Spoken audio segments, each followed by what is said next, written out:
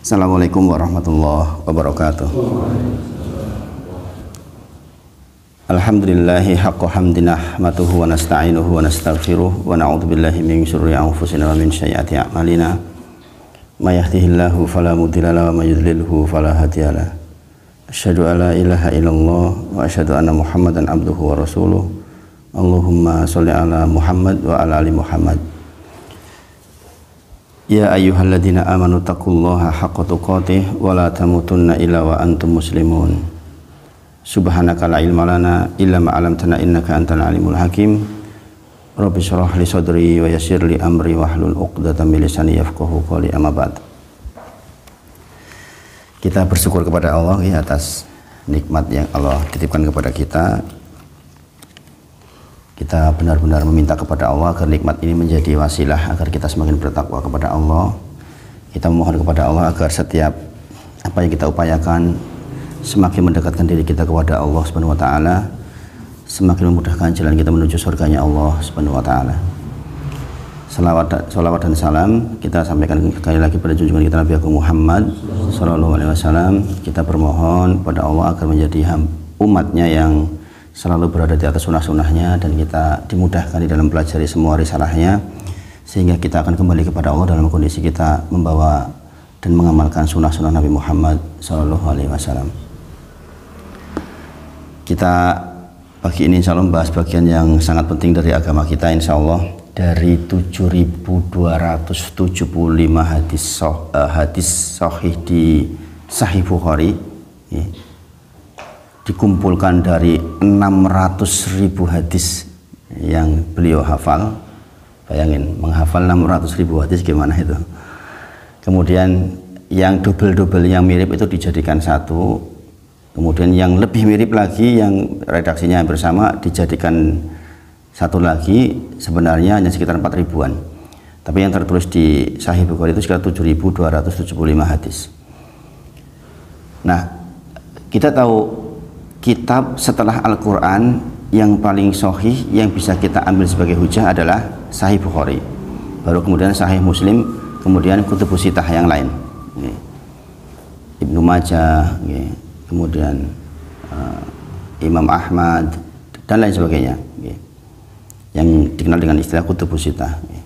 Nah, maka kalau kita mau merujuk ajaran kita agama Islam itu setelah Al-Quran adalah hadis Bukhari ini.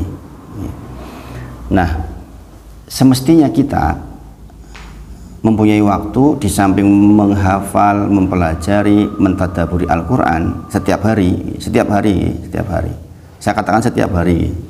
Jadi kalau lewat waktu satu hari kita nggak mentadaburi Al-Quran itu keliru, karena sebagaimana saya ulang-ulangi, alif lam mim dzalikal kitab, inilah kitab la raiba fihi, tidak ada keraguan di dalamnya, hudzal lil muttaqin, petunjuk bagi orang-orang bertakwa. Itu petunjuk kita.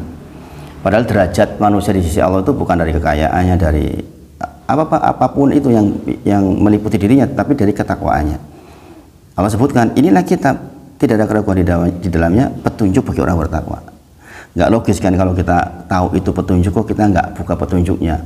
Ibarat kita mau ke Gunung Kidul dikasih peta, kita nggak pernah baca petanya, bisa jadi kita ke Magelang malahan, ya kan? Karena kita nggak baca peta itu. Kebayang nggak? Ini petunjuk, tidak ada keraguan di dalamnya, kok nggak kita baca? Kan nggak logik. Maka jangan heran kadang-kadang justru orang-orang non-muslim yang mempelajari kitab Al-Quran sebagai cara untuk mencari kelemahan kaum muslimin.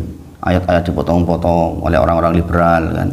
Apalagi sekarang kan zamannya di mana orang Islam sendiri yang khususnya yang belajar Islamnya ke barat, belajar Islam kok ke barat ya, belajar Islam di Amerika, ke orang-orang orientalis yang memang mereka menakjubkan di dalam pelajari Al-Quran. Bayangkan yang membuat apa namanya itu urut-urutan hadis itu orang orientalis loh, yang membuat daftar hadis, misalnya di hadis ini ada kata-kata Allahu, itu yang buat mereka loh, orang-orang orientalis, diurutkan oleh mereka. Bayangin, dalam rangka untuk apa? Mencari kelemahan agama kita. Dan produknya sudah banyak di Indonesia. Kalau jangan melihat di YouTube itu banyak sekali penyusup liberal yang justru menjatuhkan Islam banget. Maka kita yang ngaji seperti ini menguatkan dan mengokohkan akidah kita supaya setidaknya di keturunan dan anak-anak kita itu benar akidahnya. Karena kalau tidak repot banget. Kemudian pagi ini yang kita bahas itu satu di antara 7.275 hadis itu. Kaum muslim itu sebenarnya setidaknya dari 7.275 itu ada 42 yang wajib kita ketahui, yang jangan pegang kitabnya itu. Saya belum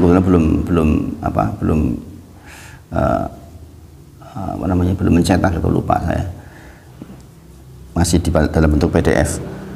Jadi yang kita bahas itu hadis yang keempat insya Allah. Ini hadis yang sangat penting. Kitab paling kecil, kitab hadis paling kecil yang paling mumpuni yang harus dipelajari kaum muslim itu kitab hadis arba'in itu, yang jangan pegang itu. Jadi kalau kaum muslimin boro-boro pitung-ewu ya minimal petang puluh roh iki paham gitu. Jangan sampai yang 42 ini nggak paham gitu. Karena jadi muslim 50 tahun kok nggak paham itu ya kebangetan, ngopo wae jadi muslim gitu.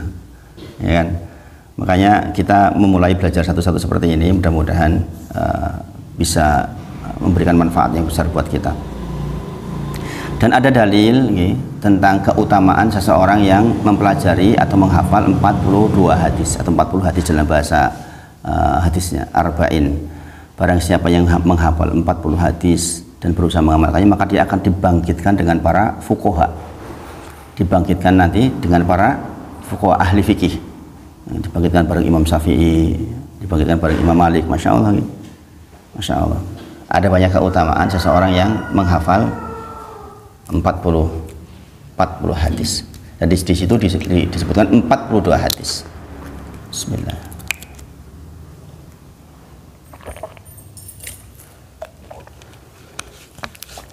Jadi di dalam kitab itu disebutkan 42 hadis. Kita tahu hadis pertama dulu tentang niat, kemudian hadis kedua tentang tingkatan di dalam agama, dan seterusnya. Dan di hadis keempat ini terkait dengan takdir. Nah, ini belajar kali ini dengan butuh konsentrasi penuh supaya jangan sampai salah berpikir, salah menganalisa. Karena ini memang hadisnya, saya sendiri belajar hadis ini tuh mungkin lebih dari 10 ustadz.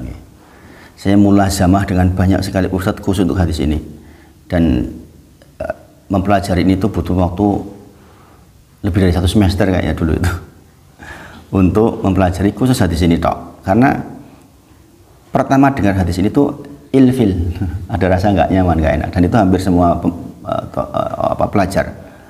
Saya bacakan ya.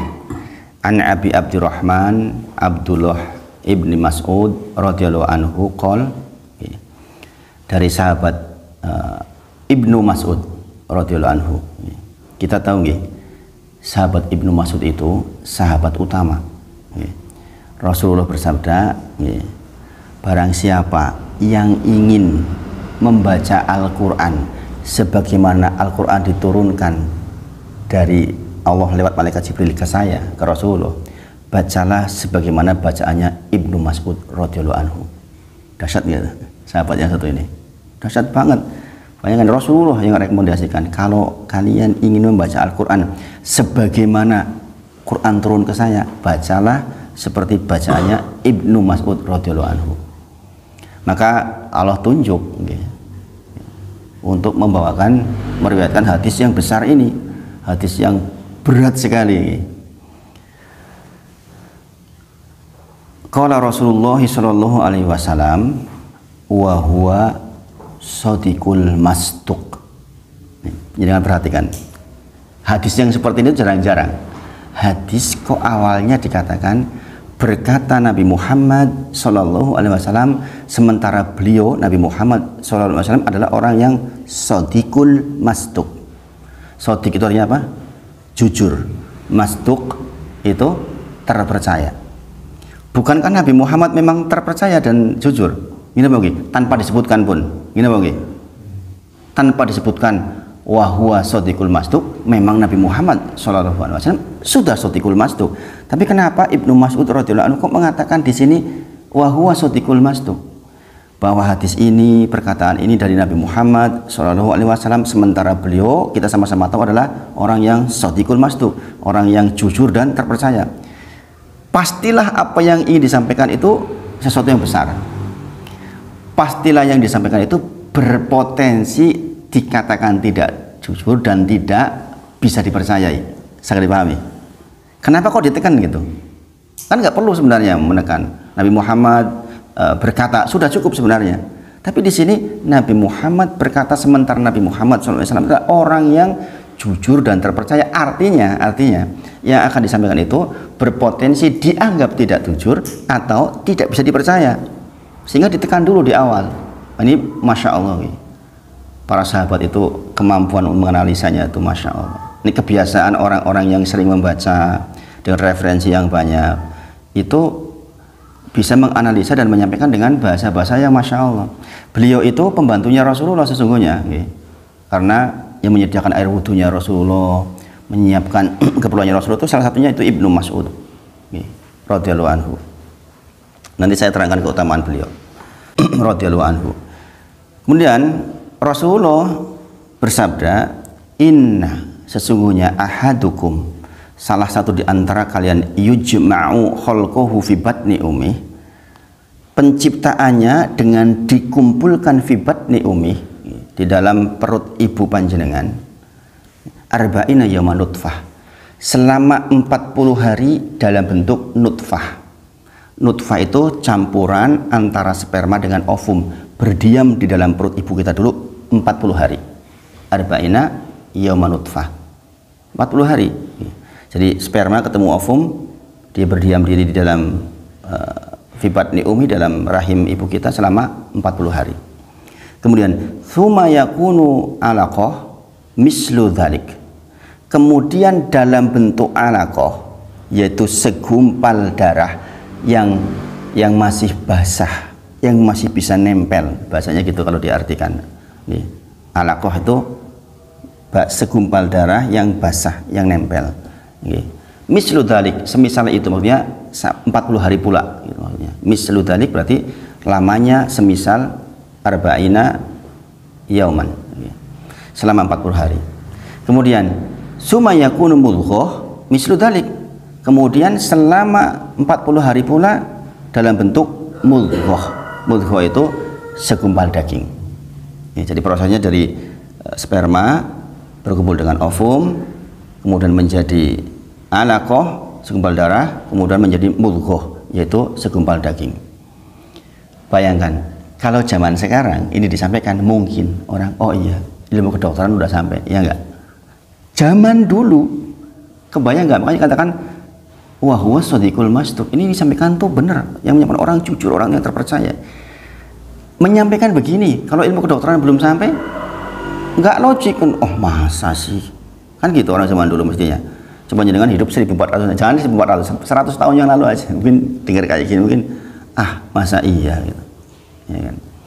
Kemudian summa yursalu ilaihil malak, ketika sudah umur 120 hari, 40, berarti 120 hari alias 4 bulan. Maka ketika sudah 4 bulan di dalam fi batni ummi, di dalam rahim ibu kita, summa yursalu ilaihil malak, Allah kirimkan kepada segumpal daging itu malaikat. Fayanfuhu fihi ruh, kemudian ditiupkan kepadanya ruh. Berarti ketika umur 120 hari itu sudah berkumpul antara ruh dengan jasad, sudah dikatakan sebagai manusia. Maka kalau orang keguguran di umur itu diperlakukan sama, tetap dikafani, disolati, sebagaimana orang meninggal pada umumnya. Kemudian wa yu'maru bi arba'i kalimah, kemudian ditetapkan kepadanya 4 hal, 4 ketetapan. Bikajbi rizkihi, dituliskan kepada yang barusan ditiupkan roh itu rizkihi, rizkinya, mau dapat berapa, rumahnya berapa, anaknya berapa, kesehatannya bagaimana, rumahnya di mana, kemudian pekerjaannya apa, semuanya sudah ditulis. Bikajbi rizkihi. Kemudian wa ajalihi, kapan dia meninggal, dengan cara apa dia meninggal, umur berapa dia meninggal, bersama siapa ketika dia meninggal, itu sudah ditulis lengkap. Kemudian wa amalihi, bahkan amalnya sudah ditulis. Masya Allah, jenengan duduk seperti ini tuh ditulis di dalam buku, di dalam kitab yang ditulis oleh malaikat atas perintah Allah, bahwa Mas Denny, Pak Supri akan duduk di majelis bareng Pak Wahid di tanggal sekian hari ini, sudah ditulis semuanya. Kemudian wasyaqiyun aw sa'idun, akan menjadi orang yang sengsara atau bahagia, maksudnya akan masuk neraka atau surga, sudah ditulis. Jenengan semua sudah ditulis akan masuk surga atau neraka, sudah ditulis. Kemudian sampai di titik ini jenengan kebayang nggak pertanyaan yang muncul di pikiran ini? Dulu ketika saya belajar ini langsung, wis ditulis KB, pertanyaan saya sama dengan pertanyaan sahabat. Ya terus mau pawe dewe beramal. Ya enggak? Kenapa kita enggak bersandar dengan kitab itu saja? Mau ditulis KB, neraka surga wis rampung kok. Ya kan? Ini kalau enggak hati-hati belajarnya ini bisa jadi masalah. Bisa jadi stressing. Ada teman saya jadi setengah gila gara-gara mempelajari hadis ini enggak selesai. Bingung dia, gimana ini gitu. Akhirnya dia jadi orang yang diem, masih nggak mau ngapa-ngapain. Kemudian di tengah-tengah disampaikan fawallahi alladzi la ilaha ghairuh, demi Allah yang tidak ada zat yang berhak disembah kecuali Dia. Ini kalimat tauhid tentu saja. Nah, berikutnya ini ada dua pendapat. Ini perkataan Ibnu Mas'ud sendiri atau perkataan Rasulullah. Tetapi saya melihat redaksi lain bahwa ini semisal dengan perkataan Rasulullah yang lain. Bahasanya begini, inna ahadakum, sungguh salah satu di antara kalian, la ya'malu bi amali ahlil jannah, akan beramal dengan amalan-amalan ahli sorga. Sholat rajin, ke masjid rajin, sedekah rajin, ke istri baik, ke anak baik, ke tetangga baik, puasa lengkap, sholat tahajud, pokoknya semua amalan-amalan yang menuju kepada surganya Allah. Hatta mayakunu bainahu wa bainaha, sampai jarak antara orang itu yang rajin itu dengan surga illa diro, hanya sejarak sehasta ini. Jaraknya hanya tinggal ke surga itu tinggal cerung gitu. Saking dekatnya, saking baiknya orang ini. Coba di sini sekali dipahami ya, bisa diikuti ya. Kemudian fayasbiqu alaihil kitab, tapi dia terdahului oleh kitab. Maksudnya terdahului, tertulis di kitab bahwa dia penduduk neraka jahanam. Maka kemudian fayamalu bi amali ahlin nar fayadkhuluha, maka kemudian dia di akhir hidupnya dia beramal dengan amalan ahli neraka dan masuk ke neraka jahanam. Baik, ngeri nggak itu? Ada orang sepanjang hidupnya baik, rapi sholatnya, puasanya rapi, sedekah, berbuat baik, pokoknya dohirnya kelihatan amal soleh sehingga orang-orang mengatakan, oh penduduk surga dia, orang soleh. Tapi fayasbiqu alaihil kitab, orang ini terdahulu di dalam kitab bahwa dia penduduk neraka jahanam, dan dia akhirnya melaksanakan di akhir masanya perbuatan ahli neraka, fayadkhuluha, dan dia masuk neraka jahanam. Mengerikan enggak? Maka kita yang sudah rajin jangan pernah klaim belum berhenti sebelum ajal menjemput. Maka Imam Ahmad rahimahullah ta'ala menyampaikan ba'du, belum ketika dikira sudah mau meninggal. Sama anaknya dikatakan waktu siuman lagi, ayah kenapa engkau mengatakan ba'du? Belum. Iya, tadi iblis datang ke saya mengatakan, wahai Ahmad, kau telah lolos dari godaan saya. Kalau dia mengatakan, oh iya, sombong dia. Kata dia, ba'du, belum. Sebelum ajal datang ke kita, kemudian kita meninggal, itu belum selesai. Justru iblis itu saat sakaratul maut itu luar biasa perjuangannya. Nanti saya bahas mengapa bisa begitu. Kemudian wa inna ahadakum, dan sungguh satu di antara kalian layak malu bi amali ahlin nar, beramal dengan amalannya penduduk neraka, mabuk, zina, ratonya masjid, sholat jarang-jarang, wis pokoknya elek-elek dikonsumsi sama dia semua. Hatta mayakunu bainahu wa bainaha ila diro, sampai jarak dia dengan neraka ila diro, saking elek tinggal nyemplung ke neraka. Fayasbiqu alaihil kitab, tapi dia terdahului oleh kitab bahwa dia adalah penduduk surganya Allah. Fayamalu bi amali ahlil jannah, maka di akhir masa hidupnya tiba-tiba dia beramal dengan amalan ahli surga, fayadkhuluha, dan dia masuk ke surga. Selesai hadisnya. Kalau itu ditinggal pergi jangan mesti stres. Ini gimana ini? Ini Bang, membuat orang putus asa kalau belajarnya nggak benar ini. Wis rajin apa wis jebule iso mlebu neraka jahanam ya. Sebaliknya sing elek-elek terus kok iso mlebu surga. Salah satu jamaah bertanya, "Ustadz, kalau kayak gitu enak yo." Yang kedua itu, "Bu, saya milih yang itu saja." Benar ada yang nanya kayak gitu. Sayangnya kita nggak bisa milih. Kita nggak bisa milih. Maka tolong perhatikan betul. Saya katakan ini tuh saya sampaikan pada panjenengan hasil dari memeras dari banyak sekali kajian, banyak sekali saya mulai sama dengan para asatid, karena saya tidak ketemu di keterangan-keterangan awal. Iki opo to maksudnya piye itu saya nggak paham gitu. Padahal ada kesimpulan yang sangat sederhana dari hadis ini.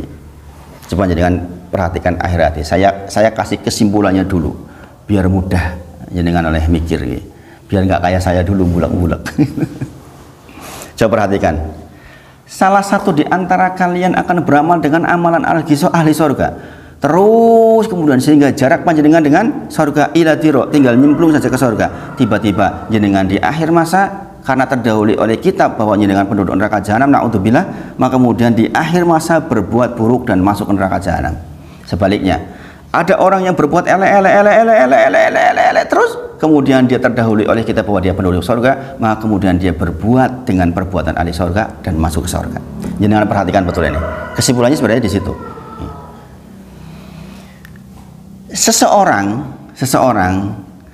ketika ingin masuk surga, ternyata wong sing elek kudu tetap berbuat baik dulu untuk ke surga. Ya apa ya? Gini Bang nggih. Sebaliknya, wong sing api-api nek akhire kowe elek tetep mlebu neraka. Artinya perbuatan baik itu membawa ke surga, perbuatan jelek itu membawa neraka. Itu kesimpulannya sebenarnya. Sesederhana itu sebenarnya. Bahwa bahkan yang elek-elek pun kalau ingin masuk surga ya harus berbuat baik dulu di akhir masa. Makanya kita melihatnya gini, jangan kemudian jadi malas. Kita mikirnya wong lagi sing rajin sholat wae, yang rajin ke masjid, rajin juga saja belum tentu berakhir baik, opo meneh sing elek-elek. Harusnya kan begitu. Karena yang elek-elek ini kalau ingin masuk surga tetap akhirnya harus baik. Wong sing apik-apik terus belum tentu berakhir baik kok. Saya meneh sing elek-elek, walaupun pasti ada kasus 1-2 yang seperti itu. Nah, pertanyaannya sekarang, mengapa kok bisa terjadi seperti ini? Para ulama sudah membahas. Orang yang golongan pertama tadi, orang yang berbuat baik itu adalah perbuatan lahiriahnya. Terlihat baik. Pertanyaannya, hatinya? Dia sholat untuk siapa? Dia berbuat baik dalam rangka apa? Dia bersedekah dalam rangka apa? Itu hatinya yang akan dibongkar oleh Allah. Makanya dikatakan dalam satu hadis, innallaha la yanduru ila suwarikum. Allah tuh nggak melihat bentuk kita, lahir kita. Yang dilihat adalah qulubikum, hati kita. Makanya ibadah itu selalu ada ibadah lahir dan batin. Lahirnya harus betul sesuai dengan tuntunan Nabi Muhammad SAW. Tata cara takbirnya, tata cara bacanya, baca Al-Fatihahnya harus sesuai dengan Nabi Muhammad SAW. Tapi hati kita juga harus ikhlas karena Allah. Kita tahu dua syarat diterimanya amal apa? Ikhlas karena Allah dan sesuai dengan Nabi Muhammad SAW. Sementara banyak orang dibahas itu di sini saja nih. Oh, kayak melu kegiatan apa kayak orang sesuai dengan Nabi Muhammad. Iya, satu itu keliru tentu saja. Ibadah-ibadah yang tidak ada tuntunannya jelas keliru.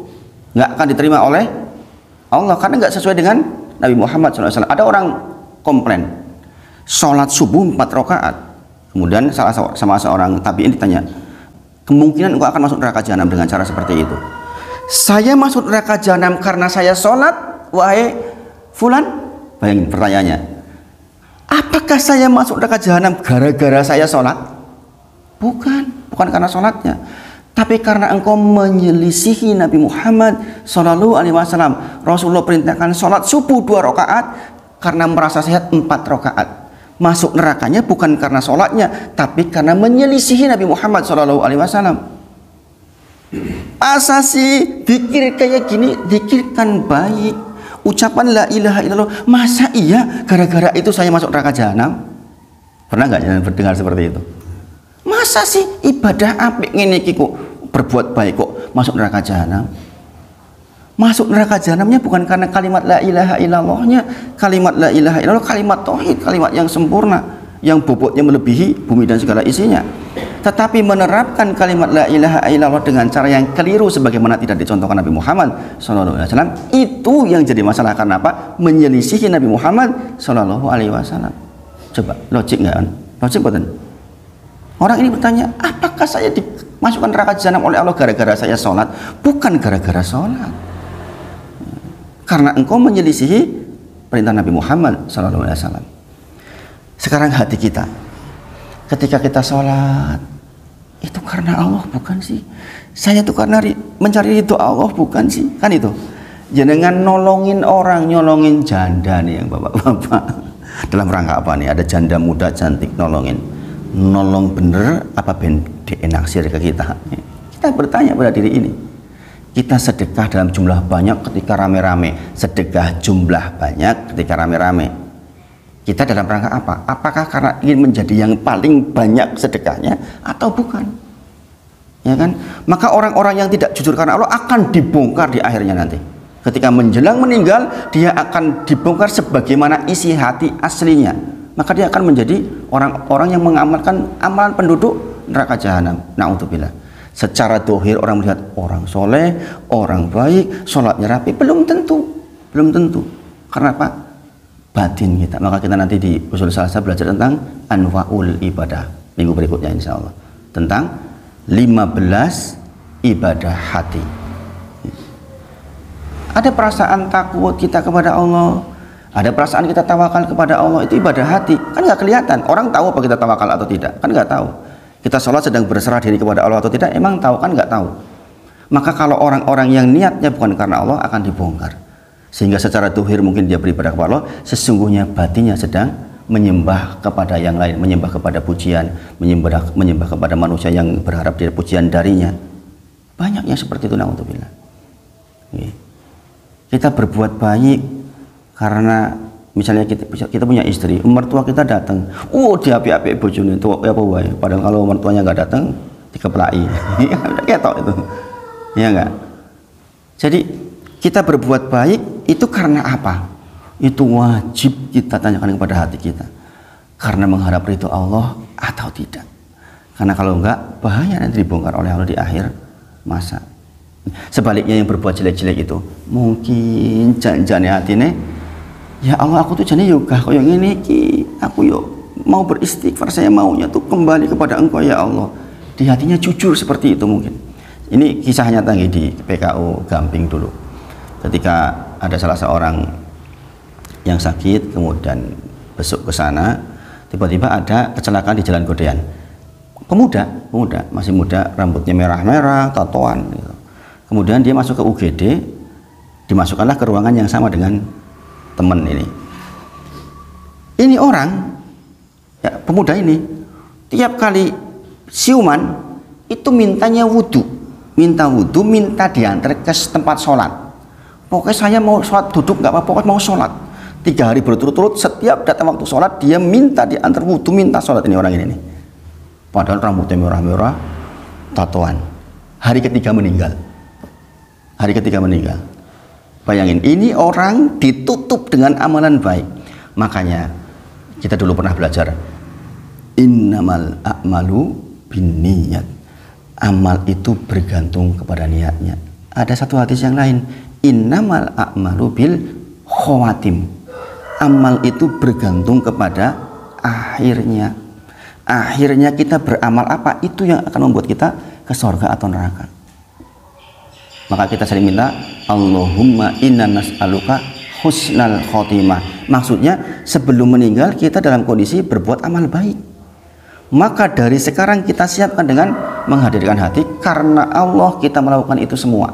Ibadah ini dengan duduk seperti ini benar-benar mengharapkan ridha Allah, mengimani bahwa duduk seperti ini menurut Imam Hasan Al-Basri lebih dari 1000 rakaat sholat malam menurut Imam Hasan Al-Basri rahimahullah ta'ala.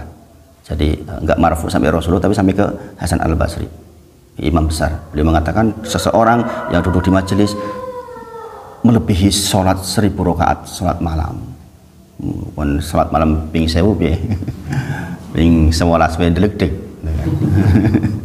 Apalagi musim kayak gini. Tadi saya merasakan banget mau bangkit itu, ya Allah, rasanya itu berat banget karena hari kemarin, hari Minggu, hari Sabtu banyak kegiatan sampai sore. Rasanya tuh subhanallah itu berat. Pas saya bilang ke istri itu, aku harap beranjak rasanya abot banget gitu. Ini kelingan jenengan jadi semangat gitu. Masya Allah gitu. Jadi kita harus jujur karena Allah. Jujur karena Allah. Ini bagian penting, ini tazkiyah nufus, Bapak-bapak sedaya, Bapak Ibu sedaya. Ini persoalan ibadah hati kita. Tapi bukan tasawuf juga, tasawuf kadang-kadang berlebihan, sehingga kadang-kadang mewalikan orang-orang yang tidak pada tempatnya. Orang-orang majdub misalnya, orang-orang ya kenyataannya dohirnya rokok, nggak pakai baju, kenapa harus diwalikan? Alangkah malunya Islam kalau walinya begitu, gitu kadang-kadang saya mikir.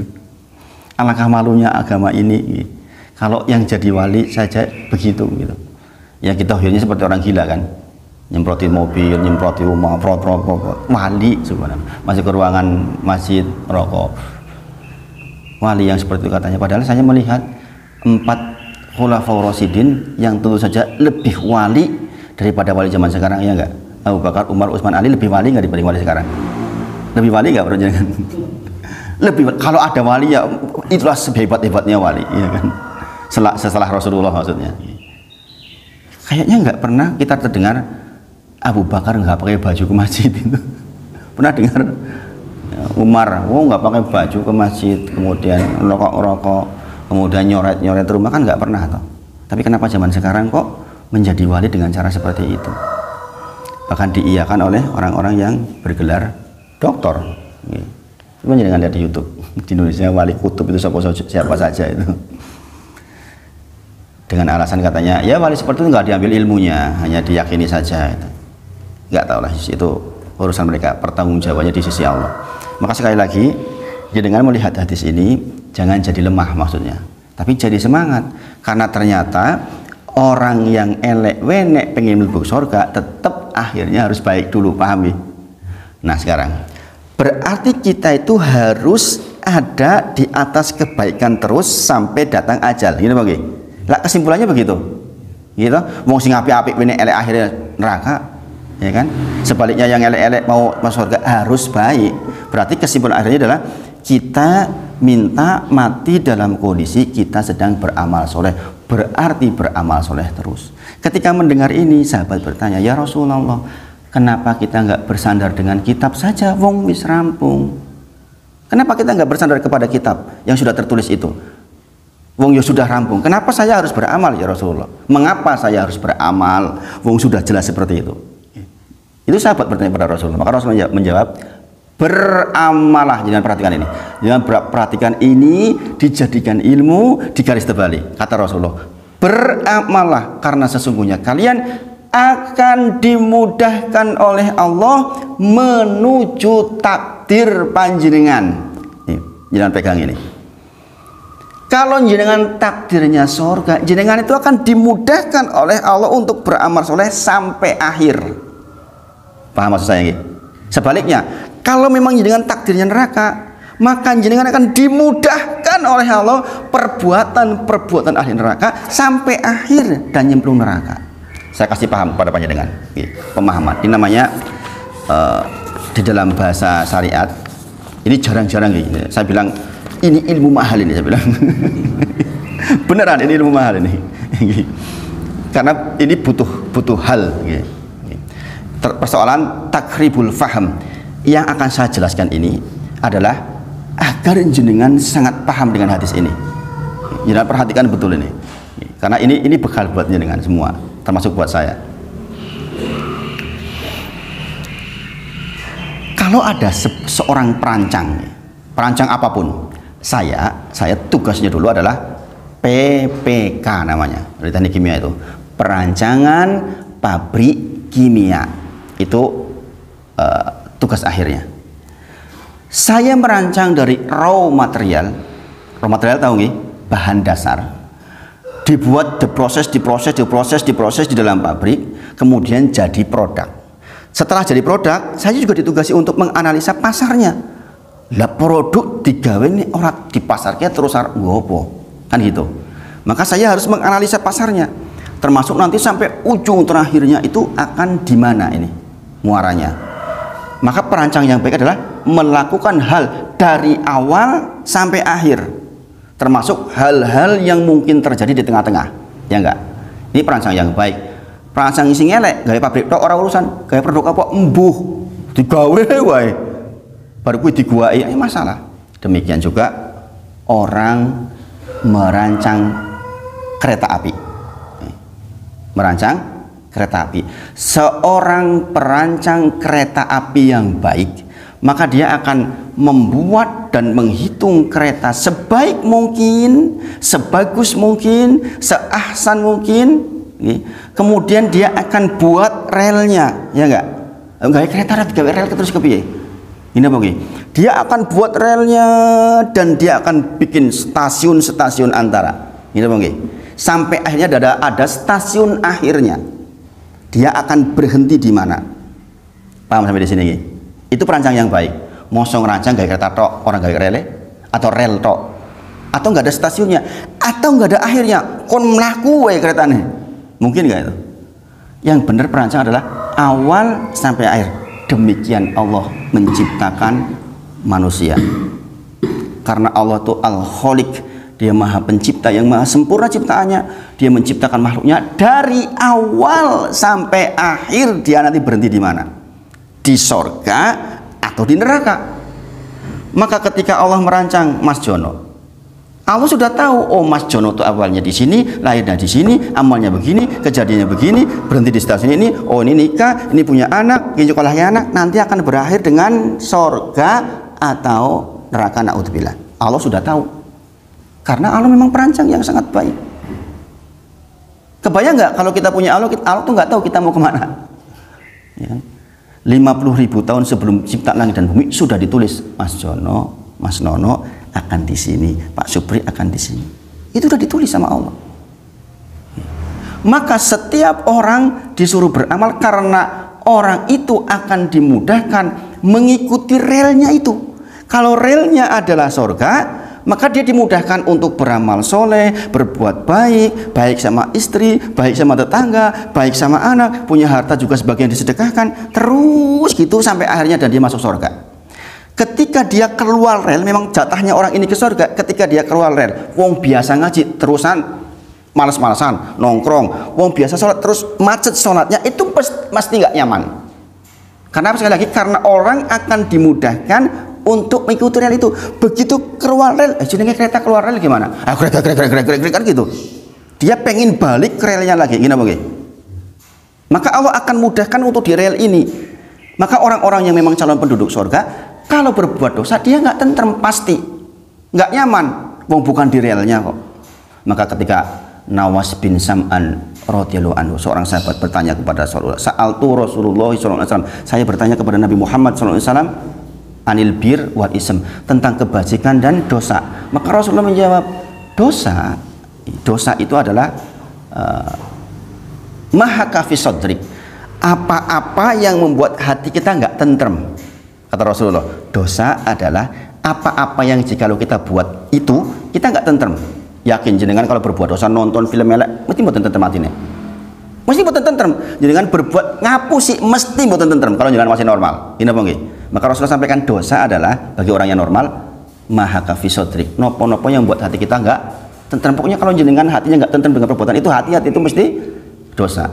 Kemudian wa karihta ayat tolia ala hinas, dan kalau jenengan berbuat itu jenengan ingin orang lain nggak tahu. Kata Rasulullah, dosa adalah nopo-nopo yang membuat jenengan hatinya nggak tentrem, dan kalau jenengan berbuat itu jenengan ingin orang lain nggak tahu, itu dosa.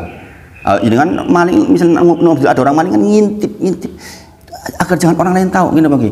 Asalnya dia malu, orang berbuat zina masa terang-terangan. Naudzubillah. Makanya sebagaimana saya ceritakan di kisahnya Maryam kemarin, orang bisa nggak berzina di tempatnya sendiri di Australia, jauh sendirian, nggak ada yang lihat. Gimana? Karena apa? Dosa memang seperti itu kondisinya. Maka orang-orang yang memang calon penduduk surga, dia akan dimudahkan oleh Allah untuk terus di rel-rel kebaikan sampai akhir. Begitu dia keluar rel, kok udah wong elek misalnya, dia akan balik lagi ke sini, ditarik lagi. Maka Rasulullah berpesan, bersahabatlah dengan orang soleh. Kenapa? Orang soleh itu di rel ini, orang soleh itu di rel ini, sehingga kita tuh kebawa ke rel ini terus. Kalau kita bersahabat dengan orang yang tidak soleh, ya kita akan kebawa ke sana otomatis. Sebaliknya, orang-orang yang memang ketakdiran neraka jahanam, dia akan dimudahkan oleh Allah menikmati perbuatan-perbuatan yang memang menuju neraka jahanam. Jadi kan melihat ada orang kok seneng banget berzina. Pernah nggak melihat seperti itu? Nah, saya tuh dikonsultasi teman-teman yang untuk bilang, ada seseorang berkonsultasi ke saya, dia berulang kali berzina. Ketika ditanya kenapa berzina, hilaf kok bola-balik, enak katanya. Bayangin, dia dibuat enak, dibuat nyaman berzina. Na'udzubillah, dimudahkan oleh Allah untuk melakukan perbuatan itu. Tentu saja hikmahnya di sisi Allah kita nggak tahu. Orang-orang yang memang mau ke neraka jahanam, kalau berbuat baik tiba-tiba keluar rel, berarti kan wong rel sing elek-elek niku, kok tiba-tiba dia rajin ngaji mboten tentrem. Ngaji ya kelasat, kleset, pengen bali. Ora penak awake. Nggih. Sedekah ora penak gitu. Punya uang banyak nih sedekah ora penak. Sebaliknya ada orang yang sedekah, ya Allah gampang banget, bres. Masya Allah, Masya Allah. Saya kadang kalau melihat orang-orang yang bisa sedekah banyak itu menakjubkan. Orang kok bisa sedekah 100 juta, sedekah 50 juta, bisa. Itulah memang Allah mudahkan buat dia. Allah mudahkan buat dia di rel kebaikan itu sampai akhir masanya. Seperti yang barusan meninggal, yang pewakifnya Maba itu, Masjid Abdurrahman bin Auf, pewakifnya barusan meninggal itu. Dulunya orang ora jelas ya. Tapi masa Allah di akhir masanya diwakafkan jadi masjid yang sangat ramai. Dia sholat di situ. Kadang-kadang dia markiri itu, padahal dia pewakifnya loh. Ngatur-ngatur, masya Allah, orang tawaduk gitu aja. Padahal dulunya orang yang temannya Pak Eko, teman baiknya Pak Eko. Barusan meninggal belum lama ini, sekitar 2 minggu yang lalu. Rahimahullah ta'ala, semoga Allah merahmatinya. Jadi sekali lagi, setiap kita memang sudah akan ditetapkan di akhir, tapi Allah akan mudahkan mengikuti jalan takdir itu. Nah, maka kalau kita dalam kondisi kok males, kok ingkar, gak bertakwa, hati-hati, kita harus nangis. Jangan kita di jalan menuju neraka itu. Kita lagi dimudahkan ke neraka itu, na'udzubillah. Kita harus banyak istighfar. Begitu kok kita malas ibadah, harap ngaji, malas opo-opo ngantuan di dalam ibadah, maca Quran, wegah tadabbur. Jangan kita tuh di rel ini, na'udzubillah. Karena sekali lagi Allah akan mudahkan masing-masing orang sesuai dengan takdir yang sudah ditetapkan. Gak mungkin keliru. Orang yang takdir neraka ya pokoknya wis arep apik sithik balik rene meneh, arep apik sithik balik rene meneh. Karena dia mau untuk neraka jahanam. Sebaliknya orang yang mau ke surga, ketika berbuat elek dia nggak tentrem, hatinya nggak tentrem, bukan relnya, bukan fitrahnya dia, bukan relnya dia akan nggak nyaman, dia ingin balik lagi. Ya Allah istighfar, ya Allah aku ingin rajin sholat, kok saiki ora rajin sholat piye iki, ya Allah ingin aku rajin tahajud, kok saiki ora, ya Allah. Begitu perasaannya. Begitu ketinggalan tahajud pisan wae, pagi-pagi udah ya Allah aku kok mau pengen tahajud. Itu orang calon penduduk surga? Karena dimudahkan oleh Allah untuk mengikuti rel itu. Sangat dipahami. Mudah-mudahan jenengan paham banget dengan ini. Ini udah semudah-mudahnya keterangan hadis keempat ini. Insya Allah ini sudah semudah-mudahnya keterangan terkait dengan hadis keempat ini. Nah, banyak kisah terkait dengan hadis ini. Ada seseorang, dia itu luar biasa di dalam perang, Masya Allah, sampai sahabat mengatakan tidak ada yang lebih bagus penampilannya hari ini dibandingkan si Fulan. Dia membunuh kaum muslimin banyak dalam perang itu, pemberani luar biasa. Rasulullah menyampaikan dia penduduk neraka jahanam. Sahabat stressing, ini bagaimana mungkin orang yang dilihat sangat baik seperti itu kok Rasulullah menyampaikan penduduk neraka jahanam. Satu di antara sahabat penasaran, diikuti terus ini orang di dalam perang itu, sampai kemudian di tengah-tengah perang dia kena tombak sana sini, dia nggak kuat menahan rasa sakit, kemudian dia memutuskan untuk bunuh diri dan dia tusukkan ke dadanya, set, dia mati dengan bunuh diri. Kenapa bisa terjadi? Bisa jadi orang ini melakukan karena ingin dinilai sebagai pahlawan, karena ingin dinilai sebagai orang hebat. Sebagaimana jenengan tahu, Imam Bukhari itu sampai pingsan ketika meriwayatkan hadis ini tentang 3 orang yang menjadi pemantik pertama neraka jahanam. Orang yang pertama digeret ke neraka jahanam dengan digeret bagian mukanya. Orang nggak digeret jorok, bukan, digeret mukanya itu 3 orang. 3 orang itu adalah seorang yang sangat dermawan. Sedekahnya banyak, tetapi karena dia ingin dikatakan sebagai seorang dermawan, bukan karena Allah. Ada orang yang ahli Quran, dia lakukan itu karena ingin dianggap sebagai qori. Kemudian yang satunya apa? Ahli Quran, ahli sedekah, satunya kok lupa saya ini. Apa? Betul, seperti tadi itu yang perang tadi itu. Orang yang jihad fisabilillah tapi ingin dikatakan sebagai seorang pemberani. Ini justru menjadi pemantik pertama neraka jahanam. Karena apa? Hatinya bukan untuk Allah. Maka pagi ini jenengan mendapatkan pelajaran yang sangat besar bahwa jenengan sholat, jenengan sedekah, berbuat baik sama istri, berbuat baik dengan, lihat hati kita dalam rangka apa ini, karena Allah atau karena selain Allah. Jenengan punya bayangan nggak kata-kata karena Allah? Jangan paham tuh. Karena Allah paham kan? Tidak mengharapkan pujian orang. Kita benar-benar mengharap itu Allah. Itu maksudnya. Nanti di episode Selasa kita belajar tentang itu, insya Allah. Jadi ini hadis yang agung, diletakkan di nomor 4 di dalam hadis Arba'in. Setiap kaum muslimin harus tahu ini. Nah, sekarang mungkin jenengan berpikir, katanya takdir bisa berubah. Pernah dengar seperti itu? Takdir bisa berubah karena doa. Umur bertambah panjang karena silaturahim. Ya enggak? Lah itu udah ditetapkan kayak gitu kok nggak berubah? Kok bisa berubah? Jadi kan berpikir nggak seperti itu? Udah rodo jelas nih mau mulek meneh. Bismillahirrahmanirrahim. Itu dipelajari di dalam Syarah Rinci Rukun Iman. Di dalam Syarah Rinci Rukun Iman itu kitab itu ada 4. Ada di Lauh Mahfuz, kitab yang di sisi Allah, ditulis 50.000 tahun sebelum menciptakan langit dan bumi, dan itu tidak berubah, tetap dari awal sampai akhir. Pena telah kering dan sudah diangkat, ketetapan di Lauh Mahfuz. Tetapi ada kitab yang lain, yaitu kitab yang ditulis oleh malaikat atas perintah Allah, yaitu yang disebutkan di dalam hadis tadi, yang disebut oleh saya di hadis tadi itu, yaitu 4 hal. Dia rizkinya berapa, kemudian amalnya bagaimana, matinya kapan, penduduk surga atau neraka, itu sudah ditulis oleh malaikat. Tapi yang di Lauh Mahfuz malaikat nggak tahu. Yang di Lauh Mahfuz itu hanya Allah yang tahu. Malaikat nggak tahu isinya apa. Nabi Muhammad SAW juga nggak tahu. Adapun takdir yang ditulis oleh malaikat itu bisa berubah.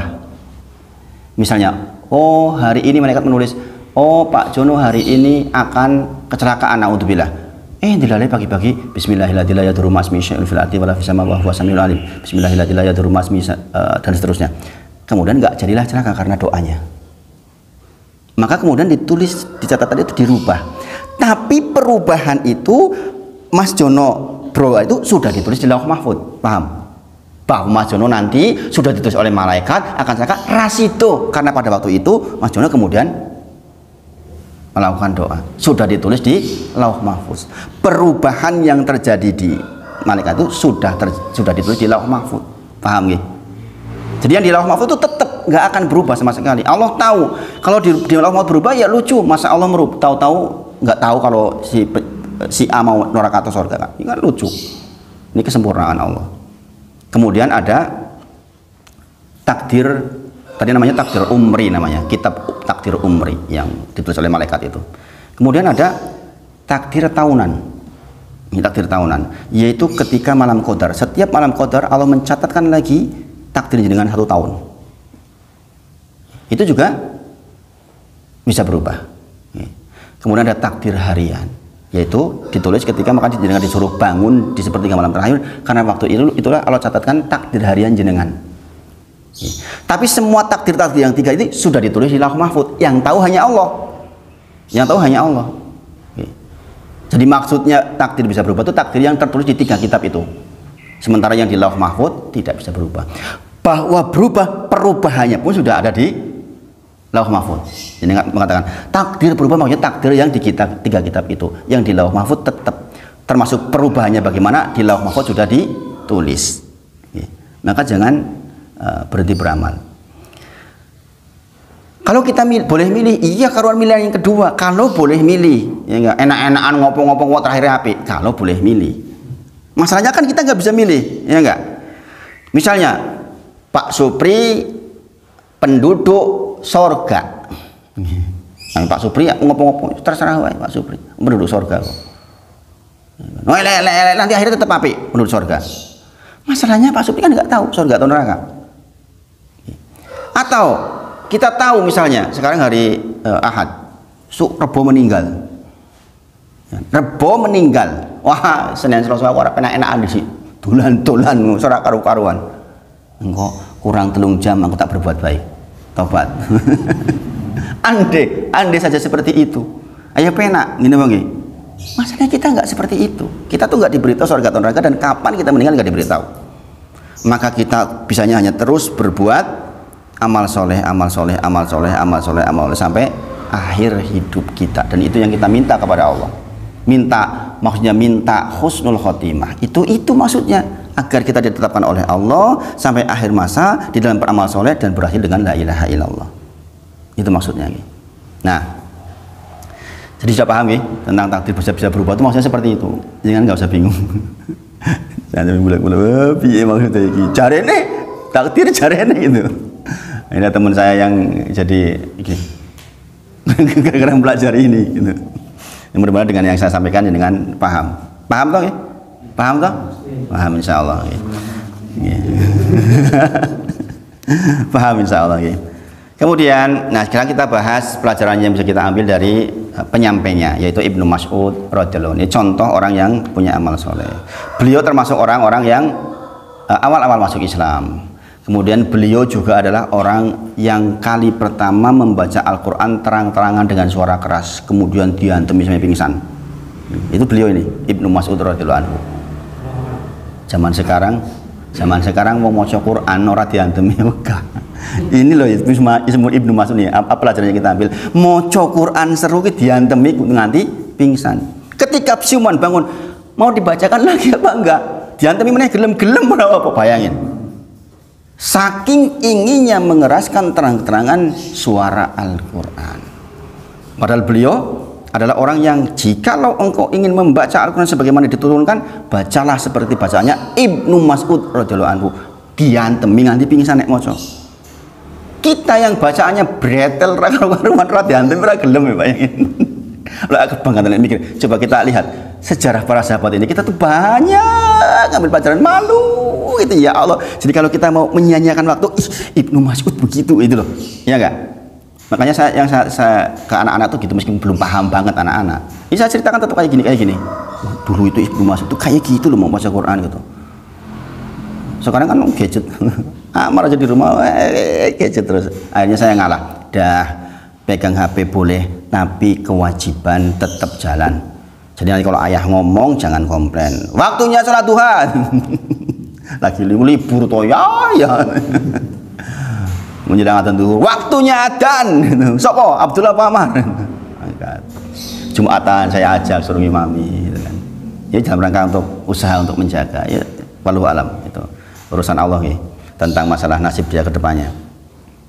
Yang penting saya sudah berusaha sebaik mungkin. Kemudian itu tadi kalau ingin mengambil Quran ambil dari 4 orang. Yang pertama adalah Ibnu Mas'ud, yang kedua adalah Salim Maula Abu Hudzaifah. Salim Maula Abu Hudzaifah. Salim pembantunya Abu Hudzaifah. Jadi ingat, Al-Quran itu tidak harus dibawa oleh para pejabat, orang yang kaya, orang yang tinggi. Ternyata pembantu pun kalau di sisi Allah takdirkan mulia, tetap mulia. Jadi kalau ada orang yang kebetulan kehidupannya serba kekurangan, jangan khawatir, tetap Al-Quran bisa memuliakan dia. Kemudian Mu'adz ibni Jabal, kita nanti bisa pelajari di lain waktu, dan Ubay bin Ka'ab. Ini 4 orang yang Rasulullah katakan kalau ingin mengambil Al-Quran ambillah dari 4 orang ini. Yang pertama adalah Ibnu Mas'ud radhiyallahu anhu. Kemudian di antara keistimewaan Ibnu Mas'ud radhiyallahu anhu adalah sering kali Rasulullah mengatakan begini. Ini saya kalau dengar ini itu agak ngerentes gitu. Rasulullah menyampaikan, wahai Ibnu Mas'ud, bacakan Quran untukku. Rasulullah yang nyuruh. Maka Ibnu Mas'ud menjawab, saya membaca Quran untuk engkau ya Rasulullah. Nggak percaya maksudnya. Masa iya saya bacakan Quran untuk panjenengan, bukankah Quran turun untuk kepada panjenengan? Maka Rasulullah menjawab, sungguh saya senang Al-Quran dibacakan oleh orang lain untukku, maka bacalah. Kemudian Ibnu Mas'ud baca Al-Fatihah, Al-Baqarah, Ali Imran, An-Nisa. Kata Rasulullah ketika sudah sampai An-Nisa, hasbuk, cukup. Rasulullah menangis. Jadi mau Quran yang tenanan ini hasilnya nangis. Baca Quran malah orang nangis, ini masalah, berarti kita nggak mentadaburi Al-Quran. Masya Allah. Kemudian beliau adalah pelayan Nabi, beliau yang menyiapkan sandal Nabi, menyiapkan air wudhu Nabi, kebutuhan Nabi, dan sangat dicintai oleh Nabi Muhammad SAW. Kemudian satu hal yang menjadi pelajaran buat kita juga, beliau itu badannya nggak keker, nggak besar, Ibnu Mas'ud ini. Jadi kalau ada orang yang nge-gym supaya ototnya gede-gede, ya baik-baik saja, tapi itu nggak ukuran. Ibnu Mas'ud jalan bersama para sahabat, kemudian tersingkap sarungnya, set, kelihatan betisnya, cilik banget. Para sahabat mentertawakan, ih jebule betismu cilik banget tuh, gitu, kira-kira begitulah. Rasulullah menyampaikan, Ibnu Mas'ud betisnya itu kalau ditimbang sangat berat di sisi Allah. Jangan ditertawakan maksudnya. Kadang-kadang orang bentuknya kecil tetapi menakjubkan ketakwaannya. Buktinya di dalam perang Badar dialah yang mengeksekusi Abu Jahal laknatullah alaihi. Jadi nggak tahu Abu Jahal badannya keker, gede, mantap, kasar, kejem. Sing mateni wong sing betisnya cilik, Ibnu Mas'ud radhiyallahu anhu. Bayangkan orang zaman dulu bantu Rasulullah, ilmunya tinggi, jihad yo tenanan, masya Allah. Kita disuruh bangun malam tegak aja, ora karu-karuan. Mangane sing akeh sing apik bergizi tapi jebul kon ngadik salat wengi wis gentayangan ora karu-karuan. Ini masalah buat kita. Maksudnya dimudahkan dekat sama orang soleh, ini loh kita belajar orang-orang soleh itu kayak gitu, itu loh sikapnya. Kita minta agar jadi orang soleh, minta dituntun oleh Allah, dimudahkan dalam rangka menuju ke sana. Setelah dengar kayak gini, masih ada ruang nggak kita main-main di dalam hidup? Enggak seharusnya. Selebihnya kita bertakarub kepada Allah, banyak membaca, banyak mentadaburi Al-Quran, insya Allah. Mudah-mudahan dengan keterangan ini kita diberi oleh Allah ilmu, kita bisa memanfaatkan, mengamalkan ilmu itu, dan Allah pandu kita menjadi orang-orang yang soleh dan berakhir dengan husnul khotimah. Kita tutup dengan kafaratul majelis. Subhanakallahumma wa bihamdika asyhadu an la ilaha illa anta astaghfiruka wa atubu ilaik. Wa akhiru da'wana alhamdulillahirabbil alamin. Assalamualaikum warahmatullahi wabarakatuh. Untuk pelajaran baca kitabnya nanti lain waktu. Nanti kita baca kitab itu.